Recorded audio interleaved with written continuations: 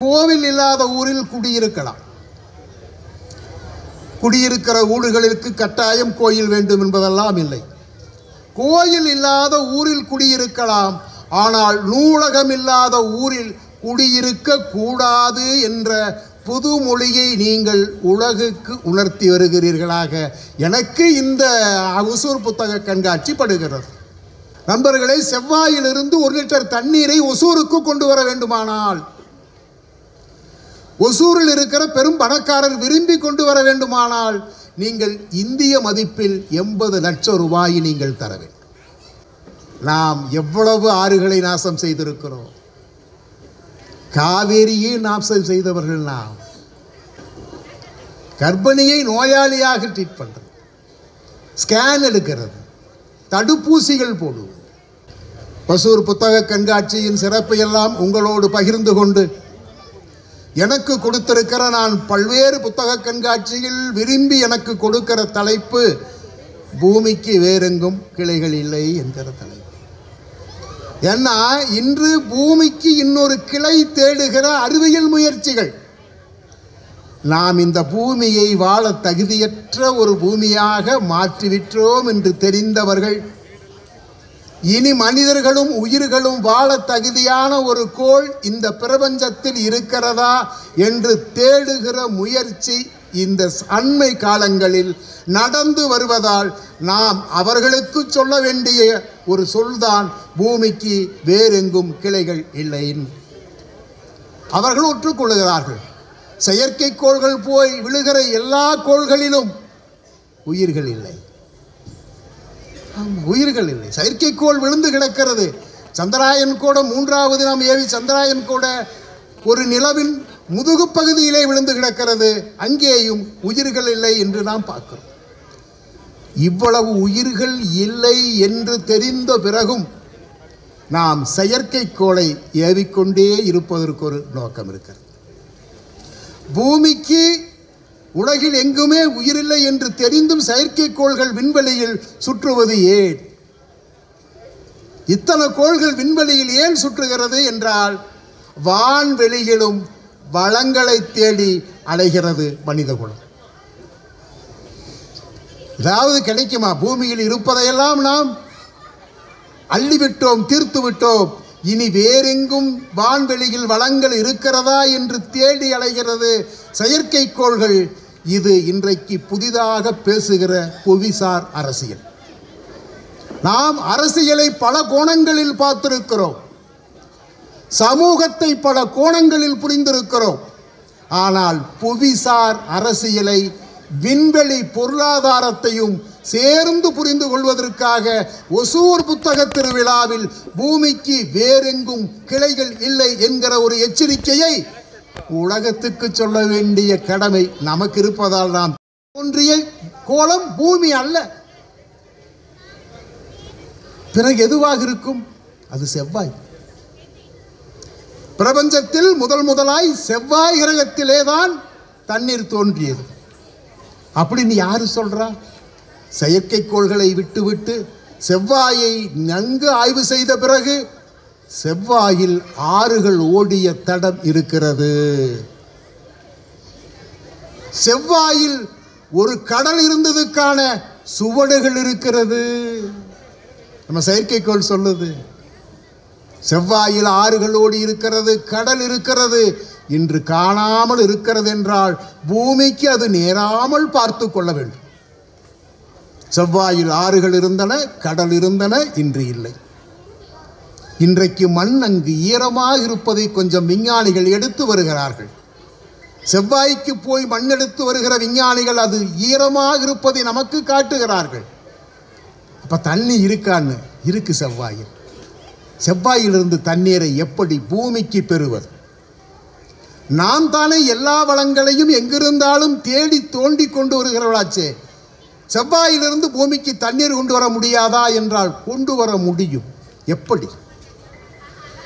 1 ton மண்ணை, செவ்வாயில் இருக்கிற 1 டன் 1000 கிலோ என சொல்லுகிற 1 டன் மண்ணை எடுத்து அப்படி பிழிய வேண்டும். பிழிதால் 400 மில்லி தண்ணீர் தேரும். நண்பர்களே, தண்ணீரை பற்றி நீங்கள் புரிந்து கொள்ளுங்கள். காவேரி உங்களுக்கு முன்னும் பின்னுமாக இருக்கிறது. ஒரு டன் மண்ணை நீங்கள் பிழிவதற்கான செலவும், அப்படி பிழிந்தால் அதில் 400 மில்லி தண்ணீர் தேரும் என்றால், அப்போ 400 மில்லி, அப்போ நீங்கள் சொல்லலாம் எனக்கு 1 லிட்டர் தண்ணீர் வேண்டும், செவ்வாயிலிருந்து எனக்கு 1 லிட்டர் தண்ணீரை கொண்டு வந்தால் எவ்வளவு செலவாகும் என்று கேட்கிறீர்கள். நண்பர்களே, செவ்வாயிலிருந்து 1 லிட்டர் தண்ணீரை ஒசூருக்கு கொண்டு வர வேண்டுமானால், ஒசூரில் இருக்கிற பெரும் பணக்காரர் விரும்பி கொண்டு வர வேண்டுமானால், நீங்கள் இந்திய மதிப்பில் 80 லட்சம் ரூபாய் நீங்கள் தர வேண்டும். 1 லிட்டர் தண்ணீரின் விலை 80 லட்சம் என்று புரிந்து கொண்டால், உங்கள் காலடியில் வீணாகிற தண்ணீர், நீங்கள் நாசம் செய்திருக்கிற தண்ணீர், நாம் எவ்வளவு ஆறுகளை நாசம் செய்திருக்கிறோம். காவேரியை நாசம் செய்தவர்கள் நாம். குட்டி குட்டி ஆறுகள், தர்மபுரி அல்ல, சேலம் தொடங்கி கிருஷ்ணகிரி, அதே மாதிரி தர்மபுரி என்று நிறைய சின்ன ஆறுகளை எல்லாம் காணாமல் செய்திருக்கிற பெரும் கண்டுபிடிப்பாளர்கள் தான். இப்ப நினைச்சுக்குங்க, தண்ணீரின் எங்க போய் முடிகிறது? தண்ணீரின் விலை 80 லட்சம் என்றால் யார் வாங்க முடியும் என்று நீங்கள் யோசித்து பார்த்தாலே நாம் தண்ணீரை எப்படி காப்பாற்ற வேண்டும் எதிர்காலத்தில் என்பதை உள்ளபடியே தெரிந்து கொள்வீர்கள். நீரின்றி அமையாது உலகு என்று சொல்லுகிறோம். பெயரளவுக்கு நம் குழந்தைகள் படிக்கிறார்கள். நீரின்றி அமையாது உலகு, நீர் தான் எல்லாத்துக்கும் படிக்கிறோம். ஆனால் வாழுகிறோமா என்று எனக்கு தெரியும். வள்ளுவன் இதையெல்லாம் சுட்டி காட்டித்தான் 2000 ஆண்டுகளுக்கு முன்பு தான் எழுதிய அந்த குறள்களில் 10 குறளை வான் சிறப்புக்காகவே எழுதி வைத்திருக்கிறார். உலகத்தில் வான் சிறப்பை, மழையை, நீரை பாதுகாக்க வேண்டும், பத்திரப்படுத்த வேண்டும் என்று எச்சரிக்கை செய்த இலக்கியம் உலகத்தில் வேறொன்றும் இல்லை திருக்குறளை தவிர என்று நீங்கள் சேர்ந்து புரிந்து கொண்டால், நமக்கும் தண்ணீருக்குமான உறவையும் நீங்கள் சேர்ந்து புரிந்து கொள்ளலாம். ஒரு சொட்டு தண்ணீர் என்பது சாதாரணமானது. இன்னும் நம்ம தண்ணியை பார்க்கல. நண்பர்களே, பாலைவனத்திலே ஒரு வண்டு இருக்கிறது. பாலைவனத்திலே இருக்கிற அந்த வண்டுக்கு தினமும் ஒரு சொட்டு தண்ணீர் வேண்டும். தினமும் ஒரு சொட்டு தண்ணீரை அது அருந்தாவிட்டால் அடுத்த நாள் அது உயிரோடு இருக்காது. ஆகது பாலைவனத்தில் எப்படி தண்ணீர் பெறுகிறது என்று நாம் பார்க்கிறோம். பாலைவனத்திலே பகலெல்லாம் கொளுத்துகிற வெயில், இரவு 10 மணிக்கு மேல் நடுங்குகிற குளிர். இது என்ன பண்ணுது? இந்த வண்டு பகலெல்லாம் கொளுத்துகிற வெயிலில் நாம் கருகி போவோம் என தெரிந்து 8 அடிக்கு குளிவரித்து வலைகளுக்குள்ளே போய் பதுங்கிக் கொள்கிறது. 8 அடிக்கு வலைவரித்து பதுங்கி. ஆனால் தண்ணி குடிச்சாகணும். மாலை 6 மணி 7 மணிக்கு வெயில் எல்லாம் குறைந்து 9 மணிக்கு மேல் பனி வந்து, அந்த பனி நீர் வருகிற போது மேலே வந்து அதன் காலே கொஞ்சம் நீளமாக இருக்கிறது, சறுக்கு கோணத்திலே நின்று கொள்கிறது. ஒரு சொட்டு தண்ணீருக்காக சறுக்கு கோணத்திலே நின்று தவம் இருக்கிறது. அதன் முதுகிலே பனி நீர் படிகிறது. படிகிற அந்த பனி நீர் கொஞ்ச நேரம் கழித்து தேங்கி அப்படியே வாய்வெளியில் வருகிற போது ஒரு சொட்டு பனி நீரை அது 2 மணி நேரம் 3 மணி நேரம் தவம் இருந்து குடித்துவிட்டு அடுத்த நாள் உயிர் வாழ்கிறது என்பதை நீங்கள் புரிந்து கொண்டால் தண்ணீரின் தேவை நமக்கு புரியும். தண்ணீர் பூமியில் இருக்கிறது, காற்று பூமியில் இருக்கிறது. தண்ணீர் இருப்பதால் பூமியில் உயிர்கள் இருக்கிறது. பூமியை போல் வேறொரு கிரகம் எங்கும் இல்லை என்பதால் பாலைவனத்தின் வண்டு இப்படி வாழ வேண்டும் என்கிறது இயற்கையின் விதி என்பதை நீங்கள் சேர்ந்து புரிந்து கொள்ளுங்கள். தண்ணி எப்பவுமே இருக்குமாயா? தண்ணீர் இப்படியே இருக்குமான்னா சொல்ல முடியாது. ஏன் சொல்ல முடியாது? கேப்டன் ஒரு நகரம் இருக்குது உங்களுக்கு. இப்போ சமீபத்திலே போன 6 மாதத்துக்கு முன்பு கேப்டவுன் என்கிற ஒரு நகரத்தில் தண்ணீர் இல்லை என்று அறிவித்து விட்டார். இனி உங்களுடைய இந்த தண்ணீர் உங்களுடைய வீட்டு குழாய்க்கு வராது. நீ தண்ணீர் வராட்டி என்னையா பண்ணுறது? வராது. 5 லிட்டர் தண்ணீர் வாரம் ஒரு முறை தரப்படும். நீங்கள் யோசிங்க, மனிதன் எப்படி வாழ்வது? தண்ணீர் இல்லை என்று அறிவித்துவிட்டு 20 லட்சம் குழாய்களை எல்லாம் அவர்கள் பறித்து தூர எறிந்து விட்டார்கள். அங்கதான் எரிஞ்சிட்டாங்க, நமக்கு என்ன? உங்கள் அருகாமையில் இருக்கிற ஒசூர் புத்தக கண்காட்சியிலிருந்து மிகச் சரியாக 39 கிலோமீட்டர் தூரம் இருக்கிற பெங்களூருவில் கூட ஒரு மாசத்துக்கு முன்பு தண்ணீர் இல்லை. ஆமாம், காரு கழுவுனா 5000 ஃபைன் நடந்துச்சு. தெரியாமல் காரை கழுவி விட்டால் 5000 ரூபாய் ஃபைன் கட்டணும். அப்புறம் பெங்களூரில் தண்ணீர் தீருகிற நகரத்தில் பெங்களூரும் ஒன்று. தண்ணீருக்கு தவிக்கிற மக்கள் வாழுகிற பெருநகரங்களில் சென்னையும் ஒன்று. தண்ணீருக்கு தவிக்கிற பெருநகரங்களில் கோவையும் ஒன்று. எதிர்காலத்திலே தண்ணீர் இல்லாமல் போவதற்கான எல்லா வாய்ப்புகளையும் அந்த நகரம் உருவாக்கி வைத்திருக்கிறது என்பதால் தான் பூமிக்கு வேறெங்கும் கிளைகள் இல்லை, இருக்கும் நீரை நீங்கள் காப்பாற்றுங்கள் என்று நாம் எச்சரிக்கை செய்ய வேண்டியதாக இருக்கிறது.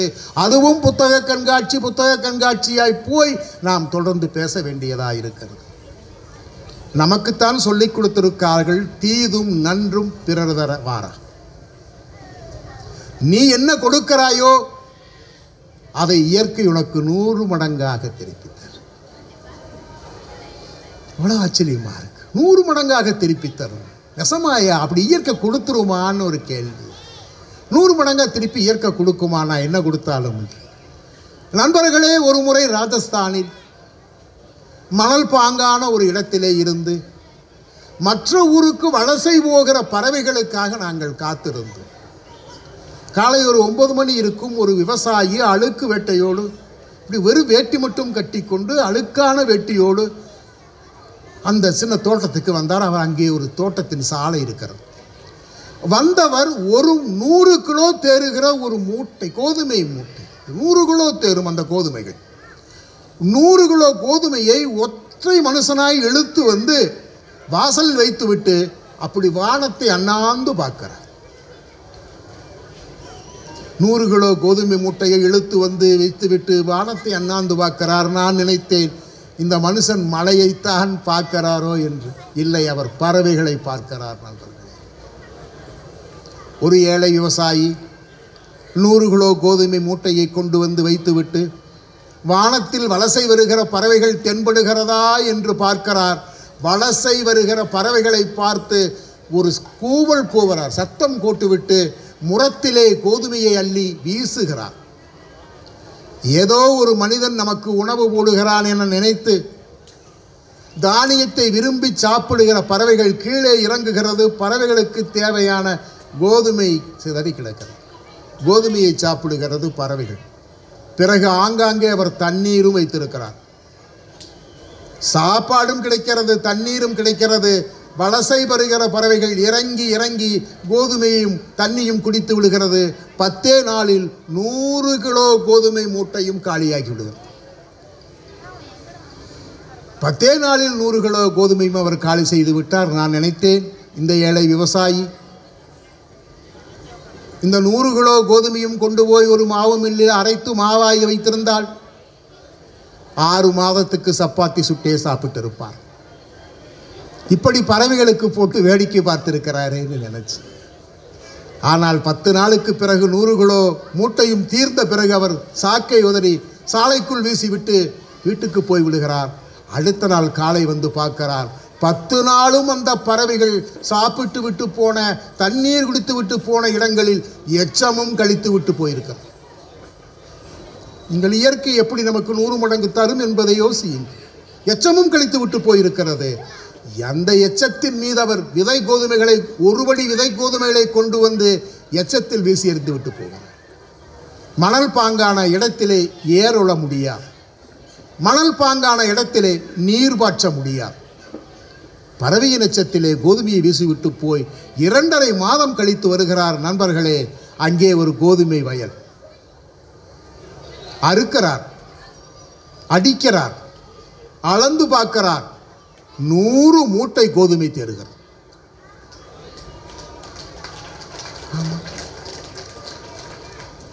இயற்கைக்கு ஒன்று செய்தால் 100ஆய் திருப்பி தரும் என்றால், நன்று செய்தால் அது 100ஆக திருப்பி தரும். தீமை செய்தாலும் அது 100ஆக திருப்பி தரும் என்பதை உணர்த்துகிற செய்திதான் அந்த விவசாயி நமக்கு சொல்லாத செய்தியாக சொல்லி இருக்கிறார் என்பதை நாம் மனதிலே தேக்கிக் கொள்ள வேண்டும். நண்பர்களே, நாம் ஆறுகளை மட்டுமல்ல, இன்றைக்கு கடலையும் நாசம் செய்திருக்கிறோம் என்கிற செய்தியை நான் அண்மையில் பார்த்தேன். மனசு பொறுக்க முடியாத செய்திதான்.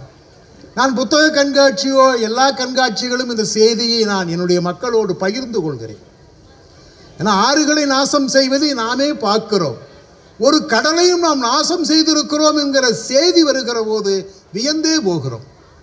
அவ்வளவு செய்தி இருக்கு. ஒரு 6 மாதத்துக்கு முன்பு டிஸ்கவரின்னு ஒரு சேனல் இருக்கு. டிஸ்கவரிங்கிற அந்த சேனலில் லைவ் எல்லாம் போட மாட்டேன்.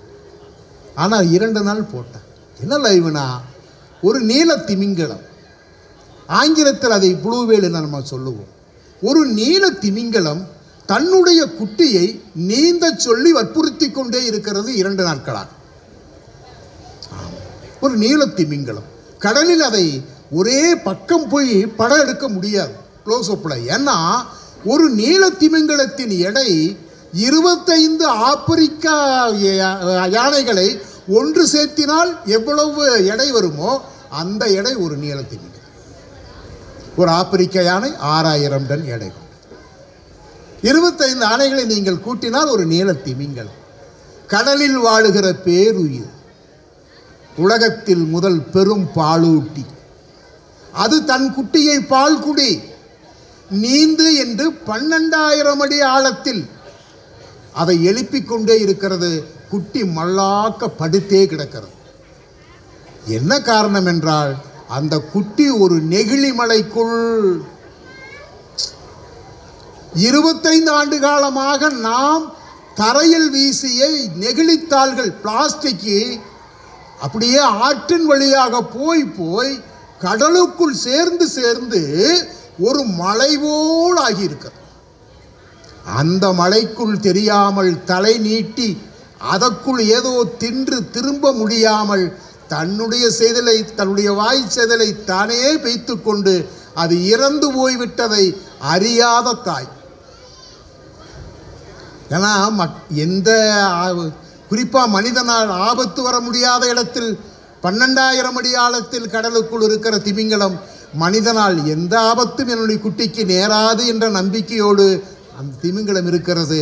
மனிதன் இங்கிருந்தபடியே தன்னுடைய வேலையை கடலுக்கு காட்டியிருக்கிறான். அது வெறும் பிளாஸ்டிக் மழையால் செத்து போய்விட்டது என்கிற செய்தியை டிஸ்கவரி சொல்லுது.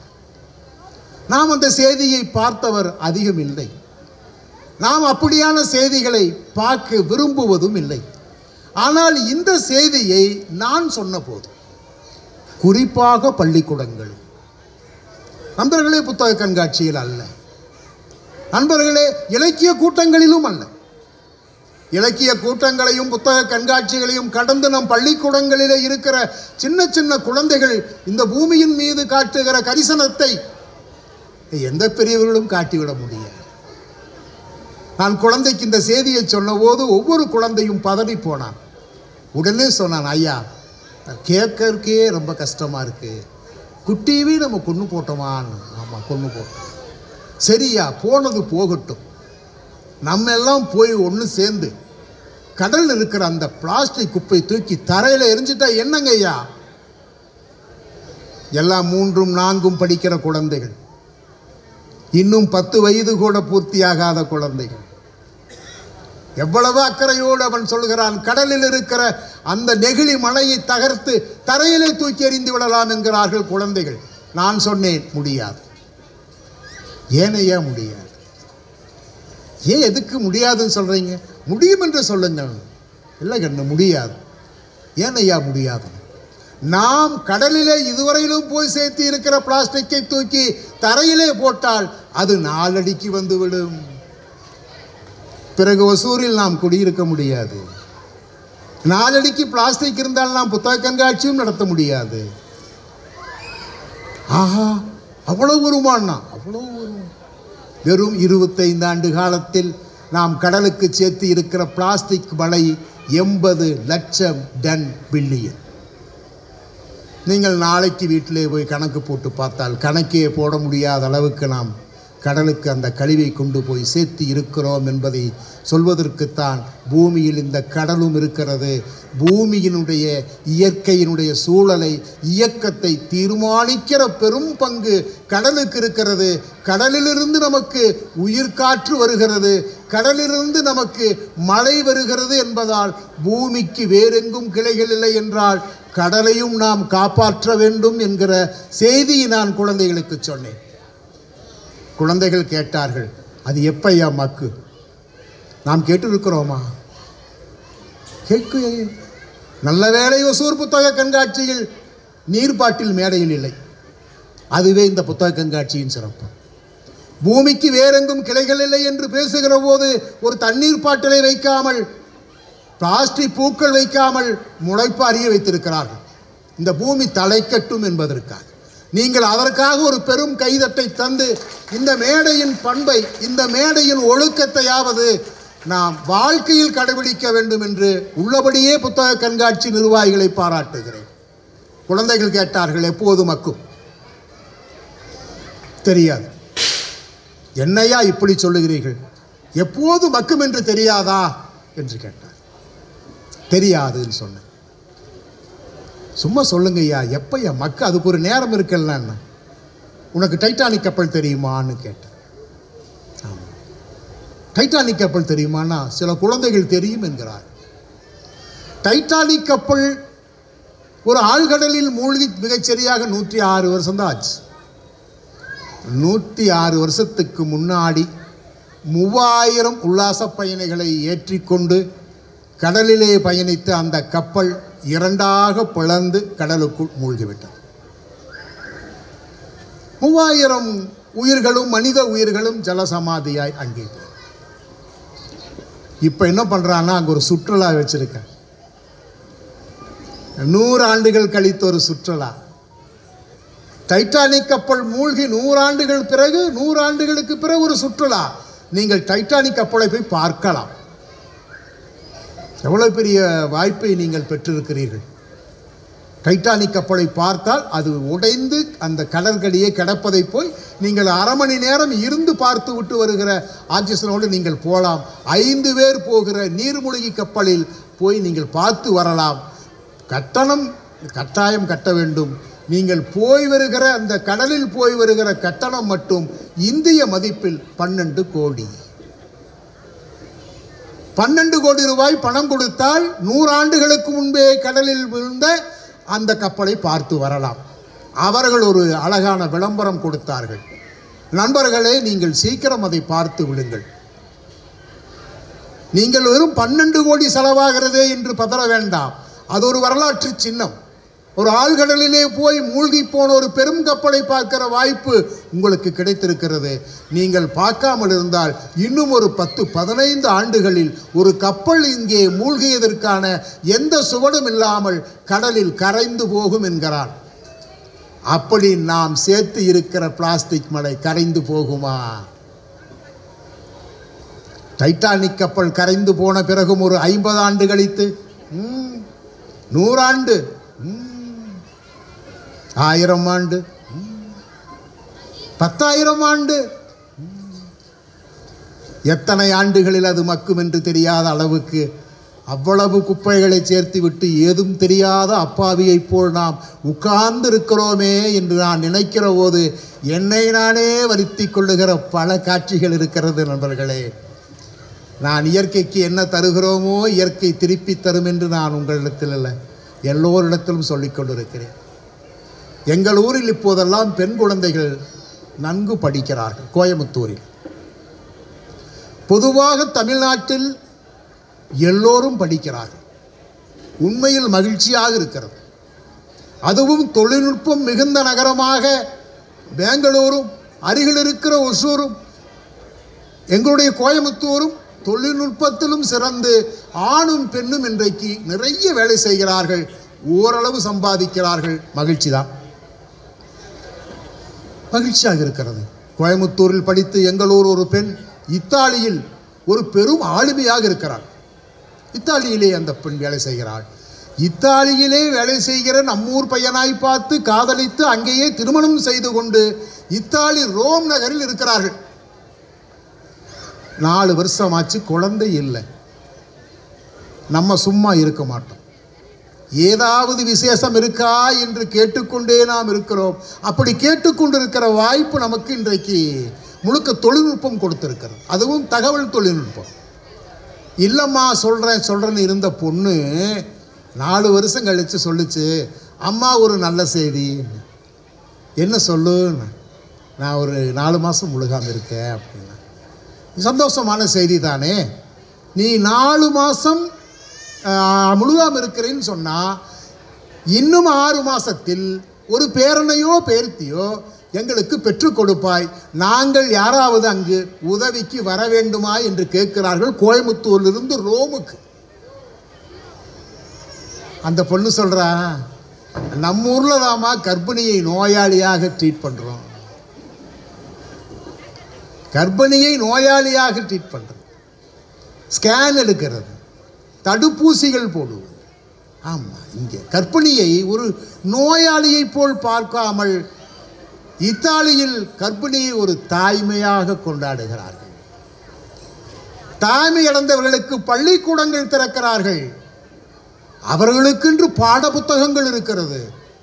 எதை சாப்பிட வேண்டும், எப்படியான உடற்பயிற்சியை செய்வது, மருந்து மாத்திரை இல்லாமல் சுகப்பிரசவத்தை நோக்கி ஒரு பெண்ணை தள்ளுகிற தாய்மை கல்வி இத்தாலியில் இருப்பதால் எனக்கு யாருடைய உதவியும் தேவையில்லை, நட்புகளின் உதவியே போதும் என்கிறார்.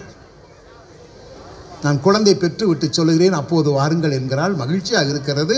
நம்மால் அப்போ சும்மா இருக்க மாட்டான். கோயம்புத்தூரில் உட்கார்ந்துட்டு ஸ்கேன் பண்ணி பார்த்துருன்னா என்ன, அது வளர்ச்சி எப்படி இருக்குன்னு பார்த்துக்கலாமே. இந்த பொண்ணு 5 மாதத்தில் ஸ்கேன் பண்ணான்.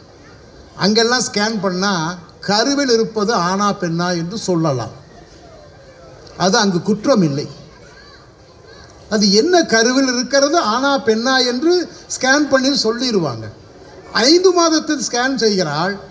ஸ்கேன் செய்யும்போது என்ன ரிப்போர்ட் வருதுன்னா, இந்த பெண்ணின் கருவில் இருக்கிற குழந்தைக்கு மரபணு சார்ந்த இயற்கை விஷயங்களை விட செயற்கையான ஒரு பொருள் குழந்தையின் உடம்பில் தென்படுவதாக ஸ்கேன் ரிப்போர்ட் சொல்லும். மருத்துவர்களுக்கு ஒன்றும் புரியல. ஸ்கேன் ரிப்போர்ட்டு ஏதோ ஒரு சிக்கல் பண்ணுதே என்னன்னு. சரி, அப்புறமா பார்த்துக்கலான்ட்டு அடுத்த மாதம் ஸ்கேன் பண்ணிக்கலான்னு சொல்லிட்டு 6வது மாதத்திலே அந்த பொண்ணு போய் ஸ்கேன் செஞ்சு பார்க்குறான். இப்போ ஸ்கேன் ரிப்போர்ட் ரொம்ப தெளிவாக இருக்குது. அந்த ரிப்போர்ட்டில் உங்கள் வயிற்றில் வளர்கிற குழந்தை பெண் குழந்தை, இப்போது 6 மாதம் நிறைவடைந்திருக்கிறது, உடல் வளர்ச்சி நன்கு இருக்கிறது. ஆனால் இந்த பெண் குழந்தையின் தொப்புள் கொடியில் நெகிழி நுண்துகள்கள், உலகத்தை அச்சுறுத்துகிற கொரோனாவை போல் அச்சுறுத்துகிற ஒரு பெரிய விஷயம், நெகிழி நுண்துகள்கள் கொஞ்சம் கொஞ்சமாய் சேர்ந்து ஒரு புற்றுநோயை உருவாக்கிவிட்டது. எங்கே? கருவுக்குள். ஒரு தாயின் பாதுகாப்பான இடம் கருப்பை என்று நினைத்து ஒரு குழந்தை, இன்னும் இந்த பூமிக்கு வருவதற்கு 4 மாதங்கள் பாக்கி இருக்கிற ஒரு குழந்தை, பூவுலகுக்கு வருகிற புதிய உயிர், தாயின் கர்ப்பப்பையிலேயே கல்லறை கட்ட வேண்டிய அளவுக்கு அவளுக்கு அந்த குழந்தை இருப்பதால் மருத்துவர்களின் பரிந்துரை அந்த குழந்தையை பூமிக்கு வருவதற்கு முன்பே கொன்று விடுவது நல்லது என்கிறார்கள். நண்பர்களே, இது நமக்கு என்ன செய்தியாகப்படுகிறது? இன்னும் பிறவா தலைமுறைக்கும் பிறக்கப் போகும் தலைமுறைக்கும் நாம் செய்திருக்கிற கேட்டை நாம் உணரவில்லை. நாம் ஏன் திரும்ப திரும்ப பூமிக்கு வேறெங்கும் கிளைகள் இல்லை, இருக்கும் பூமியை காப்பாற்று, இது நான் வாழுகிற பூமி அல்ல, இன்னும் பிறவா தலைமுறை வாழ வேண்டிய பூமி என்று வலியுறுத்துவதற்கு காரணம் நாம் இன்றைக்கு இயற்கைக்கு சேர்த்திருக்கிற அவ்வளவு கேடு.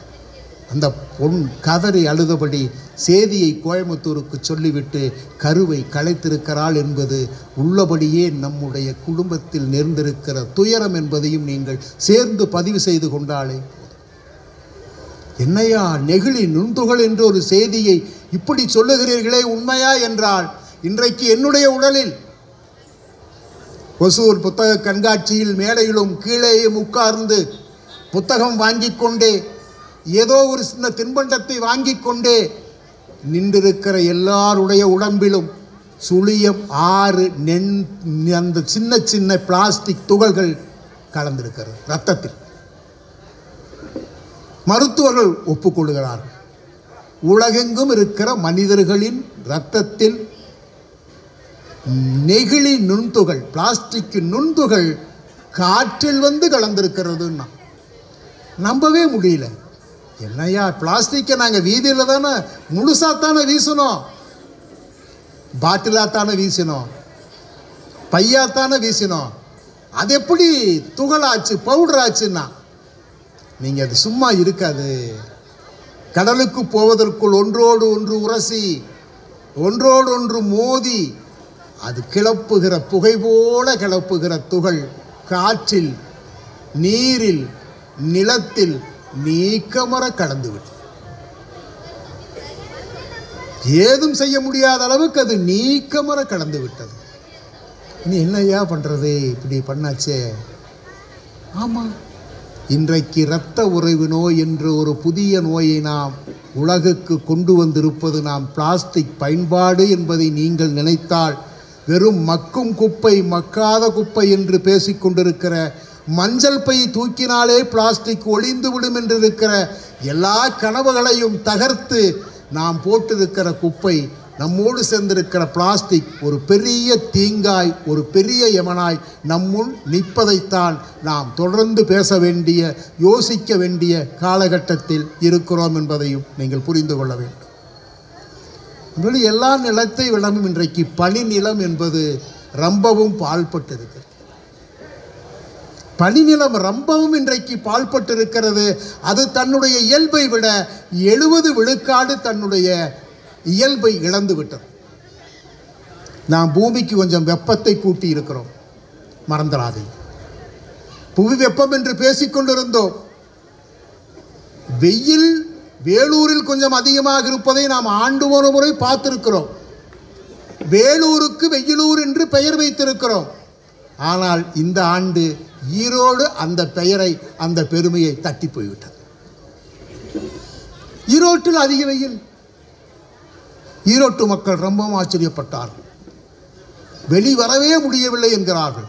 நிறைய கொப்பளங்கள், வெக்கையில கொப்பளம். ஈரோடு சரி, ஈரோடு வெக்கை என்று நான் செய்தி பார்த்து கொண்டிருந்தால் இன்னொரு அதிர்ச்சியான செய்தி போன வாரம்தான் வந்தது. காஷ்மீரில் 10 நாள் பள்ளி கல்லூரிகள் விடுமுறைன்னு செய்தி வந்துச்சு, பிளாஸ் நியூஸ். காஷ்மீரில் 10 நாள் பள்ளி கல்லூரி விடுமுறை என்றால் ஒருவேளை பனி அங்கு அதிகமாக சூழ்ந்திருக்கிறதா அல்லது குளிர் அதிகமாக இருக்கிறதா என்று பார்த்தால் இல்லை. இந்த ஆண்டு முதல் முறையாக 36 டிகிரி செல்சியஸ் வெப்பம் காஷ்மீரில்.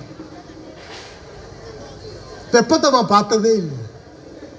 20 டிகிரிக்கு மேல் வெப்பத்தை பார்க்காதவனுக்கு 36 டிகிரி செல்சியஸ் வெப்பம் என்பது அவனால் தாங்கிக் கொள்ள முடியாத வெப்பம்.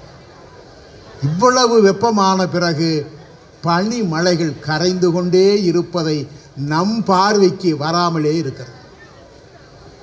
நண்பர்களே, பனி நிலத்தின் ஆதிப்பறவை பெங்குவின்.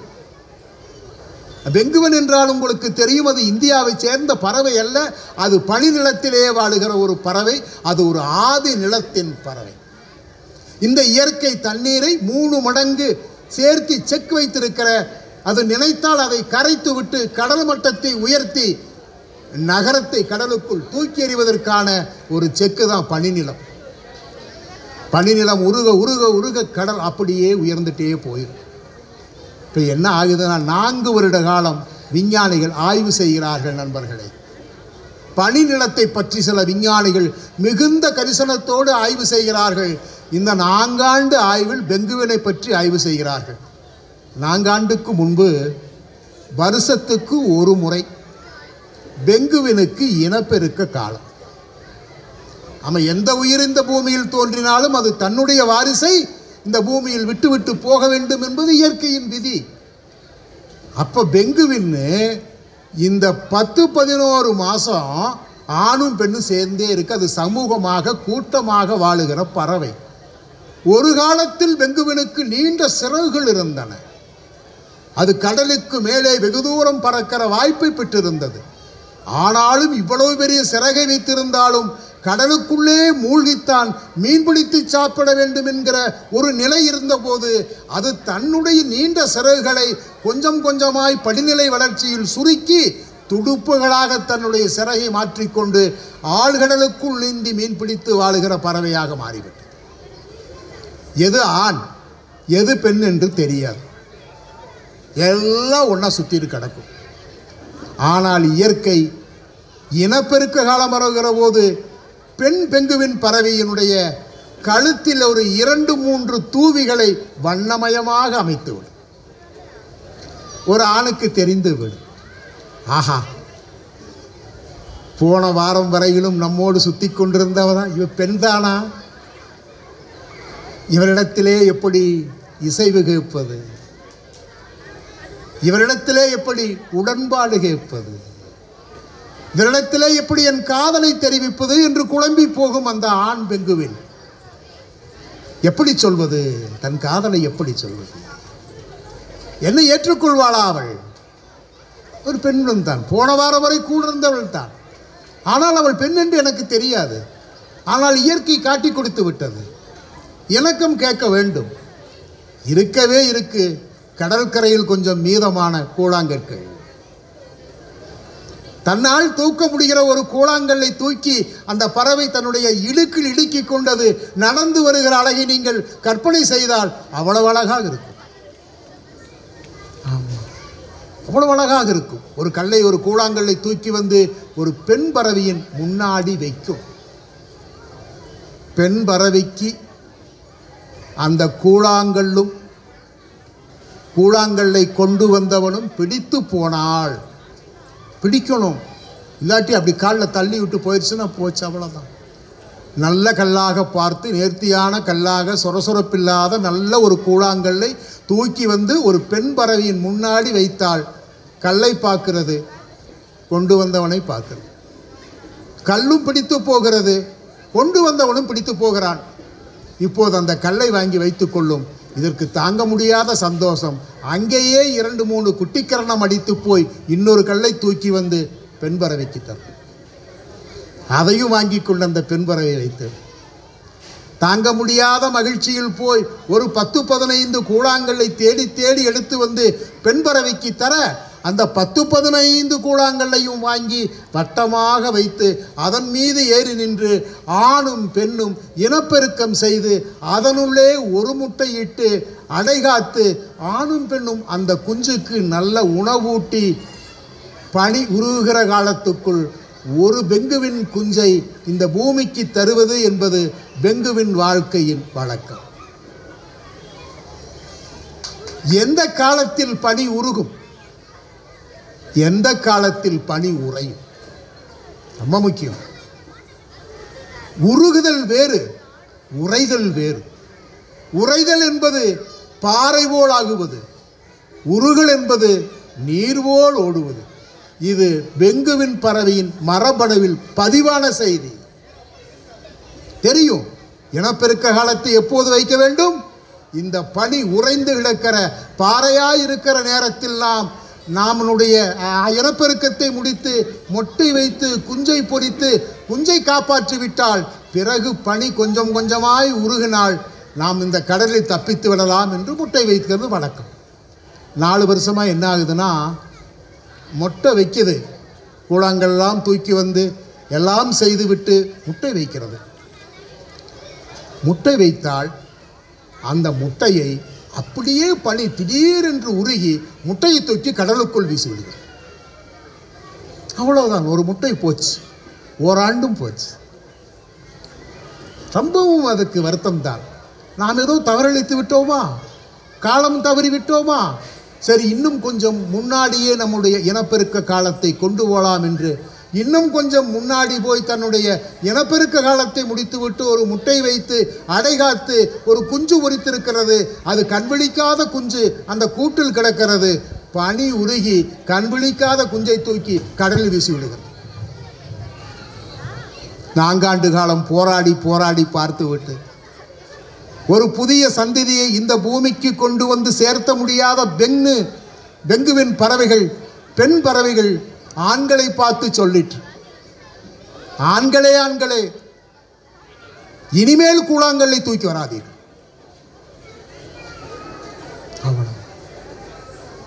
இனிமேல் கூழாங்கல்லை தூக்கி வராதீர்கள். நம் அடுத்த சந்ததியை கடலுக்கு காவு தர நாங்கள் தயாராக இல்லை. கடைசி தலைமுறையாக நாம் இந்த பனி நிலத்தில் வாழ்ந்து கரைந்து விடலாம். ஒரு ஆதி நிலத்தின் பனிநிலத்தின் பறவைகள் தன்னுடைய கடைசி தலைமுறையை கழித்து கொண்டிருக்கிறது என்கிற ஒரு செய்தி நம் காதுக்கு வந்த பிறகும் நாம் அமைதியாக இருக்கிறோம் என்று எச்சரிப்பதுதான் பூமிக்கு வேறெங்கும் கிளைகள் இல்லை என்கிறது. நண்பர்களே, நம்மை சுற்றி உலகத்தில் நடக்கிற எல்லா செய்திகளையும் உள்வாங்காமல் உள்ளூர் செய்திகளில் மட்டும் நாம் வாழ்ந்துவிட முடியாது என்கிற எச்சரிக்கை நமக்கு அவசியம், தேவை என்பதை சொல்லி, இந்த இன்னும் பிறக்கா தலைமுறைக்கு இவ்வளவு நெருக்கடியை யார் தந்தது? எல்லாம் யார் காரணம்? இவ்வளவு பிளாஸ்டிக் மழை ஏற்றிருக்குங்கிறீங்க, ரத்தத்தில் கலந்துருக்குங்க, காற்று கெட்டு போச்சு, நீர் கெட்டு போச்சு, நிலம் கெட்டு போச்சு. உண்மைதான். யார் கெடுத்தா? சாதாரண ஏழை மக்களா? இன்றைக்கும் இந்தியாவில் 2 வேளையோ அல்லது ஒரு வேளையோ சாப்பிடாமல் இரவில் தூங்குகிறவர்களின் எண்ணிக்கை 56 கோடி. இந்தியாவை வல்லரசாக்குவது இருக்கட்டும், இந்தியாவை சோறுள்ள அரசாக, இந்தியாவை ஒரு நல்ல அரசாக நாம் எந்த காலத்தில் உருவாக்கப் போகிறோம் என்கிற நம்பிக்கை எனக்கெல்லாமே. ஒரு 56 கோடி பேரை ஒருவேளை உணவில்லாமல் 2 வேளை உணவில்லாமல் இரவிலே தூங்க அனுப்புகிற ஒரு இந்தியாவில் போன வாரம் பார்க்கிறேன் 5000 கோடி ரூபாய் செலவில் ஒரு கல்யாணம் நடக்கிறது. இங்கெல்லாம் பத்திரிகை படிக்கிற பழக்கம் இருந்தால், செய்தி கேட்கிற பழக்கம் இருந்தால், நான் சொல்வதெல்லாம் உண்மையை தவிர வேறில்லை என்று ஒப்புக்கொள்வீர்கள். ஒருவர் 5000 கோடி ரூபாயில் ஒரு கல்யாணத்தை முடிக்கிறார் என்றால் இந்த பூமிக்கு அவர் எவ்வளவு தீங்கு செய்திருப்பார் என்று நீங்கள் யோசிக்க வேண்டும். எவன் ஒருவன் சொத்தை குவித்து வைத்திருக்கிறானோ, எவன் எத்தனை கோடிக்கு சொத்துக்களை சேர்த்து வைத்திருக்கிறானோ அவ்வளவு கோடிக்கு எதிர்மறையாக இந்த பூமிக்கு செய்திருக்கிற தீங்குதான் இன்றைக்கு நமக்கு இப்படி வந்து விடிந்திருக்கிறது என்பதை நீங்கள் புரிந்து கொண்டால் சரி. அதை தான் புரிஞ்சுக்கணும். கொஞ்சம் நுகர்வை கம்மி பண்ண வேண்டியதாக, நுகர்வை நாமே கொஞ்சம் சரி செய்ய வேண்டி இருக்கிறது. நுகர்வை நாமே சரி செய்ய வேண்டும் என்றால் 5000 கோடிக்கு திருமணம் செய்கிறவர்கள் என்ன செய்ய வேண்டும் என்று நீங்கள் யோசித்தால், இந்த பூமியை நாசமாக்கியது ஒரு 10-15 குடும்பமாய்த்தான் இருக்கும் என்று நான் கருதுகிறேன். 10-15 குடும்பத்தை சரி செய்து விட்டாலே இந்த பூமியை காப்பாற்றலாம் என்று எனக்கு நம்பிக்கை இருக்கிறது. ஆமாம், அதான் உண்மையும் கூட. சரி, அடுத்த தலைமுறைக்கு நாம் எதையாவது விட்டுட்டு போகணுமே. காரை விட்டுட்டு போனால் அவன் ஓட்டி வாழ முடியாது. பங்களாவை விட்டுட்டு போனாலும் அவன் வீட்டில் படுத்து தூங்க முடியாது. பேங்க் பேலன்ஸை வச்சுட்டு போனாலும் பணம் எடுக்க முடியாது.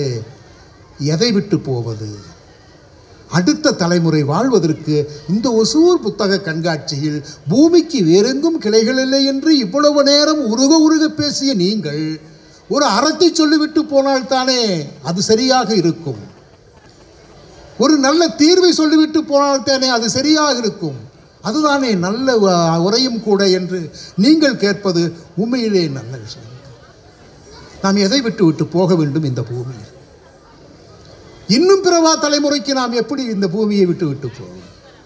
இந்த பூமி நமக்கு பாட்டனும் பாட்டியும் தந்த சொத்து அல்ல. நாம் இன்னும் பிறக்கா தலைமுறையிடத்திலே வாங்கி வைத்திருக்கிற பெரும் கடன். நீங்கள் கடனை அடைக்காமல் இந்த பூமியை விட்டு போக முடியாது. நண்பர்களே, ஒரு அறத்தை சொல்லி இந்த கூட்டத்தை முடித்து கொண்டால் நன்றது என்று நான் கருதுகிறேன். நல்ல தூறல் மழையில் கொஞ்சம் குளிர் வீசுகிற கூதல் என சொல்லுகிற ஒரு கூதல் நேரத்தில் கொஞ்சம் பேர் இருந்தாலும் ஒரு வெப்பத்தில் நீங்கள் கேட்டுக்கொண்டிருக்கிறீர்கள் இந்த உரையை என்று என்னால் உணர முடிகிறது. ஆமாம், குளிரையும் மீறி நமக்குள் ஒரு வெப்பம் இருப்பது என்பது நமக்குள்ளே இருக்கிற நியாயமும் நமக்குள்ளே இருக்கிற நல்ல மனிதனும் இன்றைக்கு தூங்க மாட்டான். எப்படி விட்டு விட்டு போவது இந்த பூமி? நண்பர்களே, ஒரு சின்ன கதையை சொல்லி முடித்து கொண்டால் நல்லதென்று கருதுகிறேன். பாலைவனத்திலே ஒரு பயணி 5 நாளாக தண்ணீர் கிடைக்காமல் அலைந்து கொண்டே இருக்கிறான் ஒட்டகத்தில். ஏன்னா பாலைவனத்திலே தண்ணீர் கிடைக்காது. ஆனாலும் தண்ணீர் கிடைக்காது என்று தெரிந்தும் அவன் அலைந்து கொண்டிருக்கிறானே ஏன்? பாலைவனத்திலே சில விதிகள் இருக்கிறது. பாலைவன பகுதியில் எங்கேனும் நீரூற்று தென்பட்டால் அங்கே ஒரு போர்வேலை போட வேண்டும். போர்வேல் போட்டு அங்கே வச்சிருக்கணும் தண்ணி. ஏன்னா பாலைவனத்திலே தண்ணீர் கிடைக்காது. அந்த போர்வேல் தண்ணீர் அடித்து அவன் குடிக்க வேண்டும் என்பதற்காக நீரூற்றுகள் தென்படுகிற நீர் அந்த இடங்களிலெல்லாம் போர்வேல் இருக்கும். அவன் அப்படி ஒரு போர்வேலைத்தான் 5 நாளாக தேடுகிறான். 5 நாளாக தண்ணீர் குடிக்காமல் தேடிக்கொண்டே இருக்கிறான். 5 நாளில் அவன் இரவு நினைக்கிறான், நாளை மட்டும் எனக்கு தண்ணீர் கிடைக்காமல் போனால் நான் இந்த பாலைவனத்திலே பிணமாக போவேன். அவன் சொல்லிட்டான். அடுத்த நாள் எஞ்சித்து தேடி போகிறான். நண்பர்களே, நல்ல வேளை ஒரு போர்வேல் கண்ணில் படுகிறது. இயற்கை நம்மளை சும்மா விட்டுறார். ஒரு போர்வேலை பார்க்கிறான். ஒட்டகத்தை விட்டு இறங்கி ஓடுகிறான். முன்னாடி ஓடி போய் போர்வேலை பார்க்கிறான். போர்வேலிலே ஒரு வாளியில் தண்ணீர் அடித்து வைத்திருக்கிறது. எவ்வளவு சௌரியம்! 5 நாளாக தேடி தேடி தண்ணீரை தேடி ஒரு 5 நாளாக அலைந்தவனுக்கு 6வது நாள் காலையில் ஒரு வாளியில் யாரோ தண்ணீர் அடித்து வைத்திருக்கிறார்களை பார்க்கிறான். ஓடிப்போதை அப்படியே குடிக்கலாம் என்று பார்த்தால் அது சகதியாக கிடக்கிறது. நாம் இன்றைக்கு உருவாக்கி வைத்திருக்கிற ஆறுகளைப் போல், நம்மால் கெட்டுப்போன கடலைப் போல் ஒரு வாளி தண்ணீர் அந்த பாலைவனத்தில் காற்றாலும் மண் துகளாலும் சகதியாகவே மாறிவிட்டது. சகதியை குடித்து விடலாமா என்று யோசிக்கிறான். வடிகட்டியாவது குடித்து விடலாமா என்று யோசிக்கிறான். வடிகட்ட என்ன இருக்கிறது என்று தொலாவுகிறான். அந்த போர்வேலில் ஒரு போர்டு தென்படுகிறான். இப்படி ஒரு போர்டு வச்சிருக்கிறான். இந்த மாதிரி என்ன போர்டு வச்சிருக்கிறான்? அந்த போர்டை எடுத்து தூசியை தட்டி படிக்கிறான். தண்ணீரை குடித்து விடாதே. 5 நாளுக்கு பிறகு தேடி தேடி ஒரு போர்வேலை கண்டெடுத்தால் எவனோ தண்ணீர் அடித்து சேராக்கி வைத்ததோடு மட்டுமில்லாமல் தண்ணீரை குடித்து விடாதே என்று எழுதியிருக்கிறானே. படிக்கிறான். தண்ணீரை குடித்து விடாதே, போர்வேலுக்குள் ஊற்று, பிறகு அடி, தண்ணீர் வரும், தேவைக்கேற்ப குடி. நண்பர்களே, இதுதான் வார்த்தை. நாம் தேவைக்கு ஏற்ப வாழ்ந்திருந்தால் இவ்வளவு நஷ்டம் பூமிக்கு ஏற்பட்டிருக்காது. நாம் ஆசைக்கும் பேராசைக்கும் வாழ்ந்திருக்கிறோம். நீங்களும் நானும் இன்றைக்கு அனுபவித்திருக்கிற சுகங்களுக்காக எதிர்வருகிற தலைமுறை பெரிய விலை கொடுக்க வேண்டும் என்பதை நீங்கள் நினைவில் நிறுத்துங்கள். அந்த வாசகம் எவ்வளவு நல்ல வாசகம்! தேவைக்கேற்ப குடி, பிறகு நீ போகும்போது மறக்காமல் இந்த வாளியில் தண்ணீரை அடித்து விட்டு போ. தண்ணீரை வச்சிருப்போம் அடிச்சு அப்படின்னு எழுதியிருக்கு. இப்போ இவனுக்கு பெரிய சிக்கலாகுது. ஐயோ, என்னடா இப்படி ஒரு சிக்கலில் கொண்டு வந்து இந்த போர்டு சேர்த்திருச்சே. அறிவு சொல்கிறது, மடையா, எவனோ எழுதி வைத்து போனதையெல்லாம் நீ பெரிய விஷயமாக கருதுகிறாயா? வடிகட்டி தண்ணீரை குடி. ஒருவேளை நீ போர்வெலுக்குள் ஊற்றிவிட்டால் தண்ணீர் வராமல் போனால் என்ன செய்வாய்? ஏமாந்து போவாய் அல்லவா? குடி. நாளைக்கு வருகிறவனுக்கு நீ ஏன் தண்ணீர் வைக்க போக வேண்டும்? நாளைக்கு வர்றவன் இருந்தா என்ன, இல்லாட்டி என்ன? நீ அவனை பார்க்கவா போகிறாய்? நீ நன்றாக இருந்தால் அதுவே போதும். குடி என்று சொல்லுகிறது அறிவு. அறிவு பல நேரம் வன்மம் செய்யக்கூடியது, மறந்துடாதீங்க. அறிவுக்கு பெரிய அன்பெல்லாம் கிடையாது. ஆனால் அறத்துக்கு அன்பு இருக்கிறது, அறத்துக்கு ஒழுக்கம் இருக்கிறது. அறத்துக்கு நேர்மை இருக்கிறது. அறம் சொல்கிறது வேண்டாம். எவனும் சும்மா எழுத மாட்டான். எவனோ ஒரு மூதாதையின் வாழ்க்கை தான் அந்த வரி. வள்ளுவன் எழுதிவிட்டு போனதெல்லாம் சும்மாவா? தொல்காப்பியர் எழுதியெல்லாம் நம் வாழ்வுக்கு சும்மாவா? எழுத்தெல்லாம் எதுவும் சும்மா இல்லை. அந்த எழுத்துக்களைத்தான் நாம் புதுப்பித்து புதுப்பித்து புத்தக கண்காட்சியிலும் நாம் அதை காட்சிக்கு வைத்திருக்கிறோம். ஆகவே நீ எழுத்தை நம்பு, வரிகளை நம்பு, தண்ணீரை போர்வெலுக்குள் ஊற்று. அறம் சொல்கிறது. அறிவுக்கும் அறத்துக்குமான ஒரு சண்டை. நல்ல வேளை நண்பர்களே, அறம் வென்றது. அறிவு சொல்வதை கேட்காமல் அறம் சொல்வதை கேட்டு அவன் அந்த சேர்த்து தண்ணீரை தூக்கி போர்வெலுக்குள் ஊற்றுகிறான். 1.5 நிமிடம் கழித்து ஒரு சத்தம் கேட்கிறது, பொழக். ஒரு ஊற்றிய தண்ணீர் 1.5 நிமிடம் பயணித்து கீழே போயிருக்கிறது என்றால் எவ்வளவு பாதாளத்தில் தண்ணீர் கிடைக்கிறது என்பதை அவனால் உணர முடிந்தது. அவன் அடிக்கிறான், நம்பிக்கையோடு தான் அடிக்கிறான். 1 நிமிடம் ஓயாமல் அடிக்கிறான், தண்ணீர் வரவில்லை. 2 நிமிடம் அடிக்கிறான், தண்ணீர் வரவில்லை. நண்பர்களே, 3 நிமிடம் அடித்து முடிச்சாச்சு, தண்ணி வரல. அறிவு சொல்வதை கேட்டிருக்கலாமோ? அறம் பெரிது, அறம் செய்ய விரும்பு என்றெல்லாம் அவை சொல்லிவிட்டு போனாலே. அறத்தை பற்றி பேசி பேசி உலகத்துக்கெல்லாம் அறத்தை கற்பித்த ஒரு இனம் சொல்லி இருப்பதை நாம் கேட்டிருக்கக்கூடாதோ? அறிவு சொன்னதை கேட்டிருக்க வேண்டுமோ என்று 4வது நிமிடத்தில் அவன் யோசிக்கிறான். யோசித்து கொண்டே அடித்து கொண்டிருக்கிறான். 5வது நிமிடத்தில் ஒரு சொட்டு தண்ணீர் மெல்ல அந்த போர்வெளியில் கசிகிறது. ஒரு சொட்டு தண்ணீரை பார்த்ததும் அவனுக்கு வந்த உற்சாகம், சொல்ல முடியாத உற்சாகம், அது வார்த்தைகளால் சொல்ல முடியாத உற்சாகம். அடிக்கிறான். நண்பர்களே, ஒரு புதிய நீர், ஒரு தெளிந்த நீர் அந்த வாளியை நிரப்புகிறது. தெளிந்த நீர். ஓடிப்போய் அந்த பழைய அந்த வாளியை கழுவி வைத்துவிட்டு ஒரு வாளி தண்ணீரை அடித்து அப்படியே குடிக்கிறான். தேவைக்கேகத்தான் தண்ணீர் குடிக்க முடியும். ஒரு வாளி தண்ணீரை அவனால் குடிக்க முடியாது. அதனால்தான் அவன் தேவைக்கேற்ப குடி என்றான். தேவைக்கேற்ப குடித்துவிட்டு கொண்டு போன குடுவைகளில் கொஞ்சம் தண்ணீரை நிரப்பிவிட்டு ஒரு 2-3 வாளி தண்ணீரை ஒட்டகத்துக்கு காட்டுகிறான். ஒட்டகம் தண்ணீர் குடிக்கிறது, இவனும் தண்ணீர் குடிக்கிறான். கொண்டு போன குடுவைகளெல்லாம் நிரம்பி ஒட்டகத்தில் ஏற்றிவிட்டு மறக்காமல் ஒரு வாளி தண்ணீரை பொங்க பொங்க அடித்து வைத்துவிட்டு அந்த போர்டை தூசு தட்டி அப்படியே வைத்துவிட்டு ஒட்டகத்தின் மீதேறி திரும்பி வருகிறவனைப் போல ஒசூர் புத்தக கண்காட்சியில் இருக்கிற ஒவ்வொருவரும் இந்த பூமியின் வளத்தை அடுத்த தலைமுறைக்கு நீங்கள் விட்டு போனால், தண்ணீர் என்பது வெறும் வளம் அல்ல, இந்த பூமியில் இருக்கிற எல்லா வளங்களையும் இன்னும் பிறவா தலைமுறைக்கு நீங்கள் விட்டுவிட்டு போனால் நல்ல மனிதர்களாக, அறம் சார்ந்த மனிதர்களாக இருப்பீர்கள். ஒசூர் புத்தக கண்காட்சியும் உங்களிடத்தில் அதுதான் வேண்டுகிறது. நண்பர்களே, நன்றி, வணக்கம்.